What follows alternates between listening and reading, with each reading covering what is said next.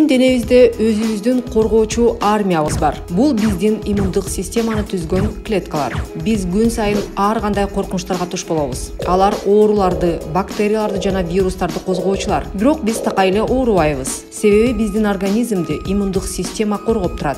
Биздин иммунитет чыныгы баатыр. Организмге вирус киргенде, айталы коронавирус денеге тарай баштаганда, иммундук клеткалар ошол замат аны аныктап, жок кылуу аракетин көрө баштайт. Бул салгылашууда вирустар дагы, иммундук клеткалар дагы өлөт. Андан соң токсиндер жана өлүү клеткалардын калдыктары канга аралашат. Ушул маалда адамдын дене табы көтөрүлүп, алсыздык, муундардын сыздашы, баштын оорусу пайда болот. Организмден токсиндерди чыгаруунун бир гана жолу бул суюктук, сууну көп ичүү. Адатта иммунитет өзү инфекцияны жеңип чыгат. Андыктан оорунун жеңил симптомунда медикаменттерден баш тарткан туура. А биз гормондор аркылуу дарыланып баштаганда эмне болот? Мисалы, дексаметазон. Аны көпчүлүк кыргызстандыктар коронавирус инфекциясына каршы күрөшүүдө венанын ичине сайдырышкан. Дексаметазон бул синтетикалык гормон. Ал бөйрөктүн алдында иштелип чыккан биздин өзүбүздүн гормондордун жүрүм-турумун кайталайт. Дары адамдын иммунитетин басып, мунун эсебинен дене табын түшүрүп, чыйрыгууну жок кылат. Бул кыска убакытка гана жеңилдетип алып келет. Бирок иммунитетти алсыздатат. Иммунитеттин начарлашы вирустун андан ары көбөйүшүнө жана организмдин жаңы жерлеринин жабыркашына алып келет. Дал ушул учурда адамдын абалы оорлой баштайт. Дексаметазонду дыкат текшерүүдөн жана анализден соң гана дарыгер жазып берерин эстен чыгарбаңыз. Дарыны ооруканада жаткан бейтаптарга гана жазып беришет. Өзүн өзү дарылоо сиздин саламаттыгыңыз үчүн